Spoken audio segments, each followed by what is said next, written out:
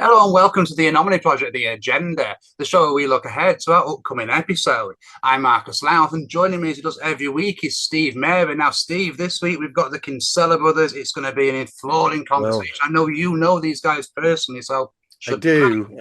I've known them for quite some years now, and I've traveled the world and I've talked to countless, probably thousands of different people now. And I've never come across two people which are more sincere than than Ronnie and Philip. I mean, it just sees from them, the authenticity. Mm, And that's what grabbed my attention straight away because I knew that these guys are speaking from the heart. And what's also interesting is that, and you might pick this up, we might, our listeners might pick this up when it comes to the show, is that they don't always agree with each other. They haven't all, both of them had the identical experiences. Some are shared, but others are individual and they are vastly different from each other. And sometimes they'll say, well, I didn't experience that, but my brother did. There's just no conformity at all, and that's what I like. It's about keeping honest, truthful. They haven't got all the answers, but who has? no. Even as an experience myself, I've not got the answers. So trying to find things, you can spend your life lost in Mm, this subject, trying to understand the reasons why you've had these experiences. But sometimes you just got to throw yourself to the wind and say, look, I might never know or understand, but it doesn't mean I'm going to stop trying to search. And then this is what they've done. They spent a lifetime trying to figure out what's it all mean, and that's what's really fascinating. And I'm sure our viewers will instantly identify the authenticity that these people talk about. The experiences are incredible. yeah, no, I completely agree with you. And just to make a point there on that, I mean, I find it really frustrating actually. When you have witnesses who will come out and they'll say, well, this is the encounter, this is what I encountered, sorry, and this is what I recall. And then people will jump on, well, you've not got that detail, or you didn't get a photograph, or you've recalled that wrong. And to me, some of those lack of details is actually screams credibility because if It you're going does. to lie about something, you're going to make up this and I'll make Yeah, up that. And so, yeah, I completely agree. The fact that they are so humble and that they don't just pretend that they saw everything and everything's happened to them. They just tell what they've experienced. And I understand that this started when they were very young. Well, certainly yes. young boys, teenagers, I believe. I So, believe so. Yeah, yeah, they were very young. And what's interesting is about, look, we're all human at the end of the day, and it's a natural instinct, it's a natural response to be able to, you take an experience that you have and you dramatize it a little bit because, you want to add an extra little bit of wonder or extra bit of this or extra bit of that. And it's called the icing on the cake. This is why, when you talk to investigate, you talk to get there as quickly as possible to get the details down on paper, recorded, whatever.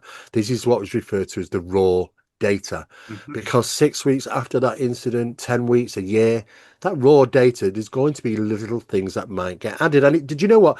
It's not done purposeful. no, no, no. It's a natural process that the brain does of trying to amplify the importance around an experience that you've had.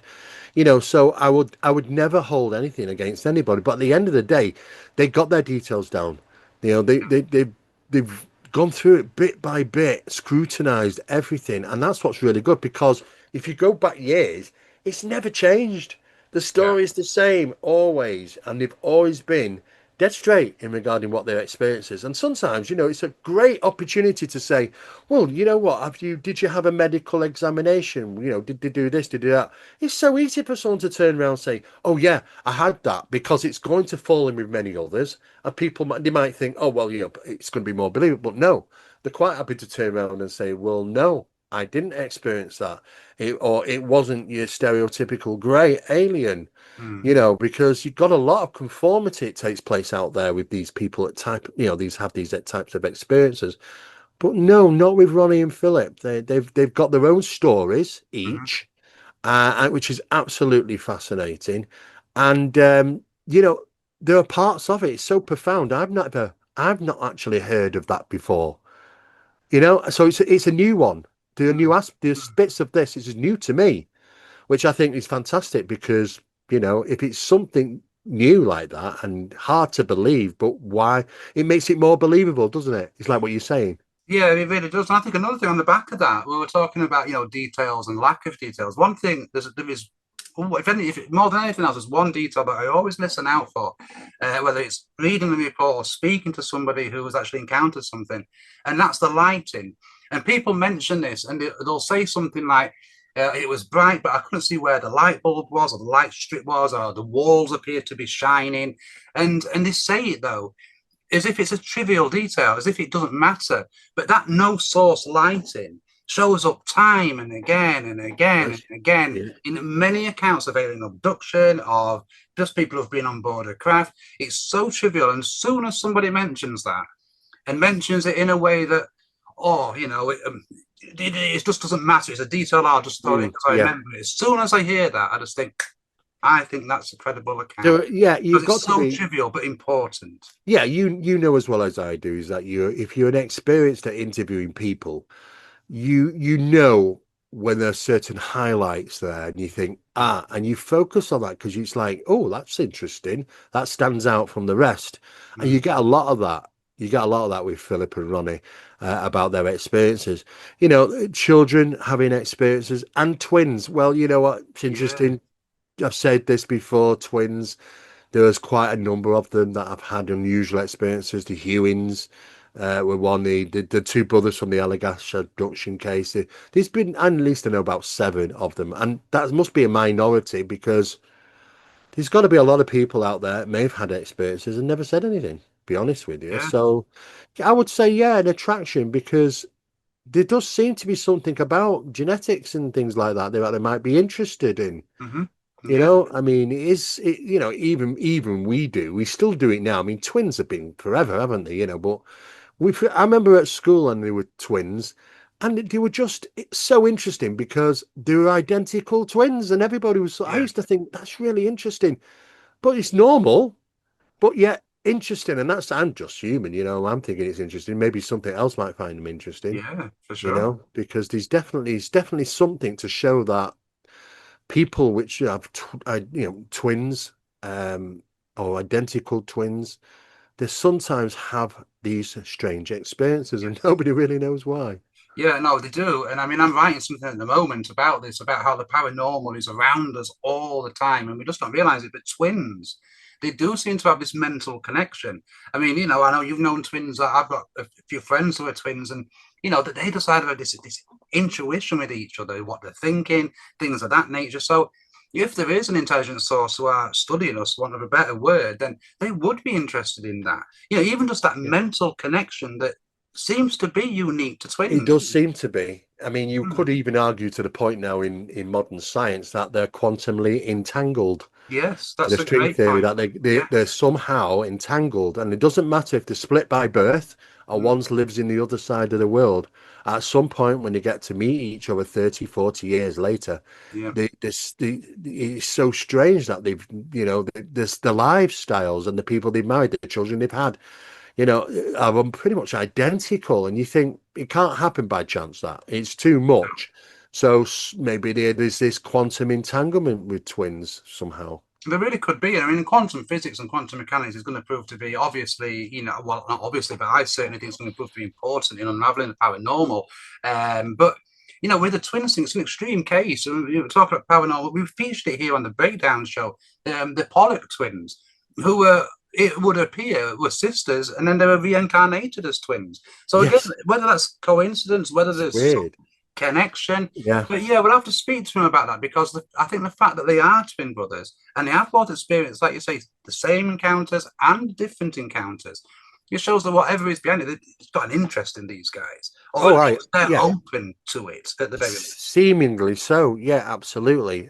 From the age of 13 and onwards, he may have even had earlier experiences, but they're a bit vague. Yeah, But at least they've explored that. I think when it comes to sort of people having these type of experiences, what's really interesting is that they do seem to be quite creative people, yes, you know. And we've said this before that a lot of people who have these experiences, they become painters or writers or all sorts of different things, but very creative. Yeah, And I often think to myself, that's one side of the brain yeah. that's kind of also linked into the spiritual aspects of things. It's the same side of brain as creativity. I wonder if there is kind of something that goes hand in hand there.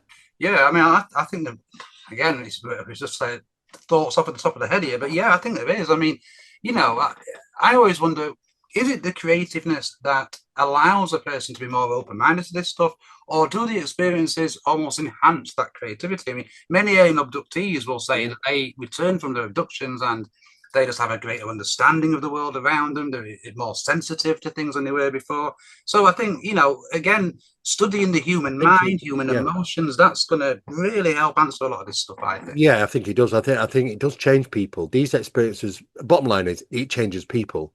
Yeah, It changes their perception of life, perception of reality, yeah, and they look to the finer enjoyments. They spend more time about enjoying, making yourself feel happy, because we live in a world where everything's designed to make you feel lousy.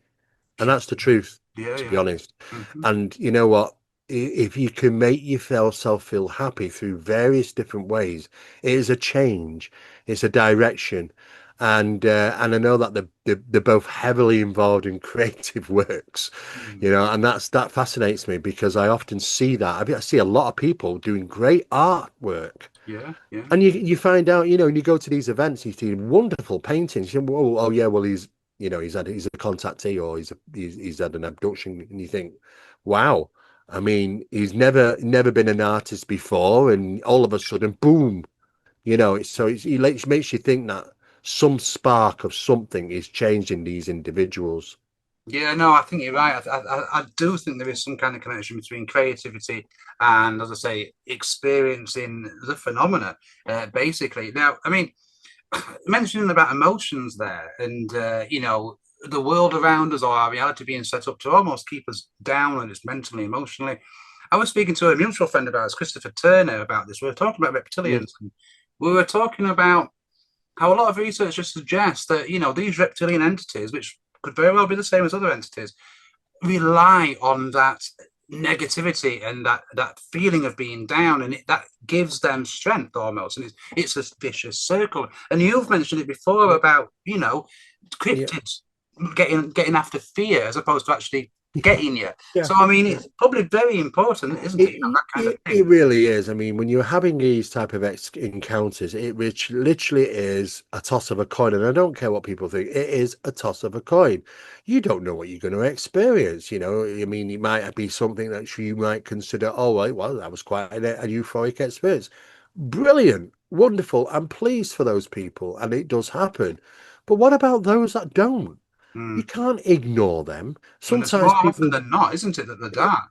traumatic experiences, some people that are so traumatized, they will never come out. There's probably some incredible experiences out there, but we will never get to hear them because of the trauma that it's going to deliver to those people to recall those events. And I completely understand that. It happens in normal criminal victims, Yeah, so it's a natural brain process. We want to guard ourselves. But the problem is that we're never going to get true statistics. And yeah. there's contact cases, I believe, that have been happening for an incredible long time. Not all good, some nice, not so good. So it's literally is. But what's interesting is that when you talk about reptilians, is that we're talking about an age-old here phenomenon, Yeah, because yeah, one of the old kids on the blocks was the reptilians. The serpent worship was just one of the earliest ones, written in ancient languages from all over the world. They did pray to these things. These were described as humanoid type reptilians. They mm, were often associated to the ground, often associated to caves, often yeah, associated to negativity. There has been reports, though, that they've been involved in these types of encounters where they've been seen with other entities like the Greys. right, And it seems like the reptilians were the ones in charge. yeah, So that led a lot of people throughout the 90s to start writing books about the overlords were in fact the reptilian beings. Those are the ones in charge of the Greys and this, that, and the other. But you know what? When you read between the lines, it's confusing, because you can say, well, okay, well, what about those cases where the Greys are with the Palladians. Mm. You know, and we take Mm. Travis Walton incident Yeah, for an yeah. example. I mean, you know, Travis wakes up. You know, most people would know the story. There's Hmm. three or four greys round them. He panics. He picks up something. He starts swinging at them. They run out the room. They're going through, what's going through their mind is probably, how do we manage this? How Hmm. do we get him off? Get him out? You know, so wait a minute, you got human looking aliens with the balls on the head, but definitely humans, and Hmm. they manage the situation. They get him off the Yeah. ship or wherever he is. You know, did they just go out and just change into these beings, or perceive, you know, change the way they would be to be perceived to manage the situation? We don't know, because we have to question, like, you know, all these other, and there are hundreds of cases all over the world. Pascagoula, you know, Yeah. what they Yeah. don't often tell you is that there were humans on board as well, like scientists. Yeah. I Yeah. mean, are they really humans, or is it down to perception? You know, so this is a problem because we've got all these different variations. Are Mhm. they all working together, or is it just something that, you know, in our mind's eye, they differ in a sense, the masks? Yeah, it is a strange one, like you say, because there's more alien abduction cases than I think people realize. Where, like you say, there's a human element now. Like, you know, are they human, as you say, or is it a manifestation that just looks human? But there are many of these, and I think the Kinsella brothers certainly, I believe, Philip has actually experienced reptilians as well as grey alien entities. So we Yes. should probably get his thoughts on, ask him to tell us Yeah. about that because that will be fascinating, I would imagine. I would say most people that have come across these reptilian encounters always tell the same thing. That it's always full of trauma, terror, Yes, yes. always. You never seem to, you won't get a love and light incident from No, having a reptilian no. experience. You know, and that does seem to be the overall thing. It's just connected to them. But then, you know, you go through ancient times, and is this linked to the serpents and the Mm, serpent gods and this underworld of negativity and stuff? So it's interesting how that line of information is passed through thousands upon thousands of years. yeah, it is. I mean, we spoke to Debbie Cartwright last week, and she was speaking about Jin, and she said that although Jin could shapeshift into anything, they often shapeshifted into animals of the underworld, like Yeah, snakes, scorpions, etc., etc. Um, and yeah, I know that we don't know the face of the phenomena, and we likely never will. But you just get a gut feeling that the reptilian form in its basic level is probably as close as we're going to get. Like you said, it's fear-inducing. It's been around yeah, for thousands of years. yeah. This is just a very interesting part of this Well, equation. yeah. I mean, I heard some hypothesis years ago from the 1980s, late 80s onwards, that, oh well, you know, dinosaurs, if some of them would have survived the Yes, 65 million year disaster which Dale last Russell period, experiment and they stuff may like have that. gone underground Yeah, because of the climate change on planet Earth. And if you just, well, I mean, look how long we've been around. We've not been around a million years, apparently. So, well, not you officially. know, and look how much technology we've got. Well, if we're talking about a species that could advance Yeah, over just over 50 million years, the technology would be unrecognizable to us. yeah, So, oh, maybe they're them then. You know, they're the upright. There's just an evolution. Of yeah, course, you know, the specialists would say, oh no, you know, they developed into birds. And the birds that we see today are the remnants of the dinosaurs and things like that. So it gets very complicated. But one thing that we do mm, tend to have, though, is that these reptilians have got two eyes, two arms, two legs, a nose, and a mouth. I mm, mean, it doesn't sound true alien to me. I mean, when I say alien, and I mean, considering how many planets are out there yeah, and yeah, how many life forms could be on them that have the capabilities of interacting with humanity, you would say, God, there's got to be things which don't you can't even recognize what they are. yeah, Well, true. where are they all them? Where are they all? Because, you know, never come off, they don't seem to ever come off some strange looking craft which is not a flying saucer or triangle or a cigar shape, you know, and they don't seem to have they don't come out as a big blob with, you know, with antennas and things. Why not? Mm, Because that's variety, you know, and that's what I would expect because, you know, you go to the bottom of the North Sea and you've got things there you'd never think, my God, what is that? And that's just the change of environment on our planet, yeah, yeah, you know. So you think, so why would they all? And that's what makes me think that there's something more to it. There's got to yeah. be something more to it than this, why they seemingly all. seemingly connect, somehow identically connect, such as you might, you might identify with me because I've got two arms like you. Oh, look, I've got two eyes like you. I've got two legs like you. I've got a mouth, and you know what I mean. So you kind of, for the human's going to go, oh, it's like me, but it's not. Yeah, but I would expect something really profound if it was truly alien, and that's the problem for me, And I think many people think the same way. Yeah, it's interesting. It's interesting point. And I mean, it's just stepping back a bit. You mentioned about the thought experiments with if the dinosaurs. I mean, that was Dale Russell. I think that was Yes, that's right. 1982, Yeah, and it was the Trudon that they this fictitious reptilian. But what I found most fascinating about those thought experiments, and I know that we've got to treat things with pinches of salt and things like that, is that they spoke of this reptilian being having a voice which would sound like birdsong. And when you speak yeah, to people who claim that they have encountered reptilians. And again, it goes back to similar to the non-source lighting. It's a detail that they'll tell you that they won't realize the importance, and they'll say it had a sound as if it was almost like a bird chirping. Its voice sounded very right. bird-like, and I find Okay. that absolutely fascinating, to be honest. You're You getting into an area now which is going to illuminate in other brackets. So let me say this. know, okay, How did EVP come along? Well, EVP, electronic voice phenomena, came from instrumental transcommunication those days. But okay, where did instrumental transcommunication come from? Let's go back. Let's keep whiling it back until the very beginning. It was accidentally caught when recording birds. right, okay, And there were strange sounds coming through like bird sounds, but they realized they weren't birds. There was right, something else. Interesting. And then let's just wild it back now into the Bigfoots and Sasquatch and Yetis. okay, There's been countless incidents where they've heard them chirping. That like a chatter and a chirp that yes, they have. yeah, And I think to myself, "Hey, it's really strange you just mentioned about bird song and stuff. It seems to come up in other areas as well. Cryptids, paranormal, it's interesting yeah. that. It is. No, I wasn't aware of that. You mentioned the Bigfoot, and you're right. Yeah, I mean, I had completely forgot that, but Yeah, they have got some. chatting and chirping sounds. Yeah, It's like, there are reports like that. So that is quite strange, to be perfectly honest with you. I'll have to yeah, research that. With the alien life, one thing that I find interesting there, because you mentioned this about, just go and look in the North Sea, and you're right, we don't even know what's down there. But I do find it interesting that some people, including mainstream scientists, have pointed to things like octopus and squid, and they've essentially said if anything on this planet is alien, it's most likely to be them. And they've like probably like panspermia, they've hitched a ride on a meteorite because there's no natural connection to anything else on the planet. Yeah, there well, isn't. all other mammals and even reptiles are kind of connected one way or another, but octopuses and squid, not so Yeah, much.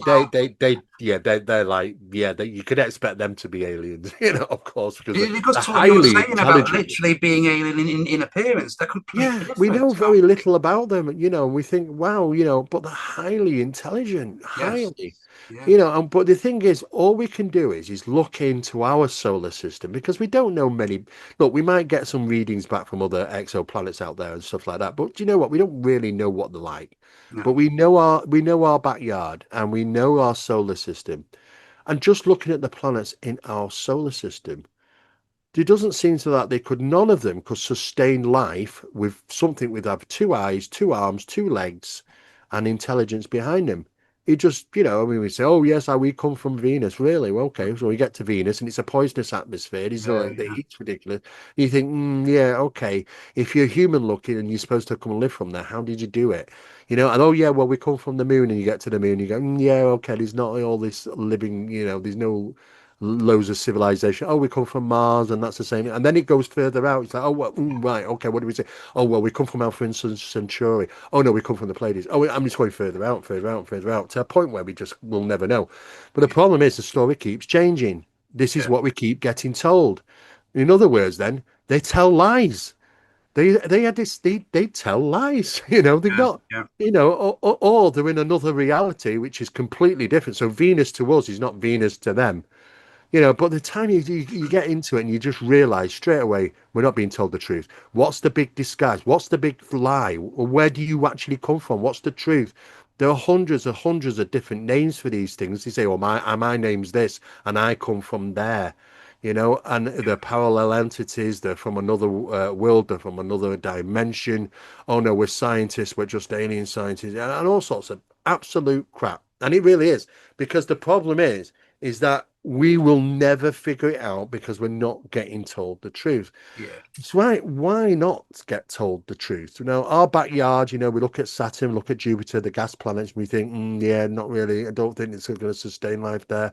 Well, where are all these things living? Because it's not seemingly coming from our solar system. So, and that's just the planets in our solar system. yeah, And they reckon that most planets out there are gaseous yeah, and yeah, poisonous. yeah. I There mean, isn't many like Earth. no, there isn't. I mean, obviously, there's millions and trillions of planets out there, but like you say, Earth does seem to be quite unique. I mean, Steve, we should wrap this up in a bit. But I mean, one thing we should probably speak to the Kinsella brothers about is try and get their opinions on what the authorities know about this stuff. Because we know they're interested in it. We know that they have got an interest. I mean, see what their thoughts are, and what do they know, and what might their agenda be in all of this. Because Absolutely, that's yeah. another layer of nuance. It's a whole new area. And of course, how have they managed these experiences? I Hmm. mean, what did he think? Have they identified with what they're actually having an experience with? Yes. There's lots of strange things that cross over into the Fae area and all sorts of strange things. So Mhm. you end up struggling to try and put it into a bracket or box. But then, somebody came along and created that box or bracket one day. It doesn't mean it's right. It doesn't mean it's correct. Yeah. But we have this habit of trying to fit our experiences into it. And I don't think you should actually. I think you should just say it as it is, Yeah. and you know what? Nobody's got to have the same experience, and their experience. Some of the stuff that they've talked about is the first time I've ever heard of that. And so it just goes to show that there still is a tremendous amount of variety in these types of experiences worldwide. Some people probably never talk about them. Yeah, no, I think you're right. And I think, like I said, I think the key, when we mentioned it at the start of the show, the key thing, or one of the key things with the Kinsella brothers accounts is that, similar to what Lon Strickler said, they tell you what happened and they don't go beyond that. You know what I mean? And that I think screams credibility. And I think, we already do. We know these guys are credible. And I think, like you said, I think people coming away from watching Friday's show will think the same thing, basically. Well, yeah, I mean, I've heard that there's been times when they've tried to just tell the story as it is, and sometimes people have left sections out because, oh, Right. well, it doesn't kind of fit or it doesn't do. Well, how do you know it doesn't fit? I The mean, where truth, do the they draw truth, their isn't it? conclusions? How ridiculous it is to take out one part. But you know what? Been going on a long time. It happens with Yeah. Project Blue Book days. We talked about that. Oh, just tell us about the UFO, Mrs. Brown. We don't want to hear all that ghosty stuff. I Yeah, mean, hello, it's all part and parcel of these experience. yeah, So it does seem, even today, it happens, even when people are writing books, doing TV shows, documentaries, or for articles for magazines, there'll be people there going, yeah, can I leave this little bit out? Well, yeah. no, you can't. You either want it or you don't. Yeah, It's you've the got to look at it truth. all. You've got to look at it all. Steve, it's going to be a fascinating conversation. Oh, I'm yeah. really looking forward to it. I think the viewers are going to find it absolutely remarkable and enthralling. Steve, I think they really do, because I think one thing they'll realize very quickly is that just if you listen to them closely about their personal experiences that are completely different. yeah, And the sincerity, it's just you just know straight away that, yeah, these guys have had these experiences. They don't know what it consists of. They're still trying to dig through it all and trying to make sense of it, yeah. just like many others are. But it doesn't mean we're going to get all the answers. But at least they're trying. At Mhm. least they've not took the foot off the pedal. They're still going at it, and they're still trying to make sense of the strange world we live in. Yeah, I absolutely agree. Like you guys can watch this, and it's going to be a good one. So make sure you tune in on Friday, the 18th of July, at 9 p.m. as usual. Make sure you check out our social media. Make sure you subscribe to our channel and check out the Anomaly Project podcast.com for further articles, news, and information. Until next time, goodbye and take care.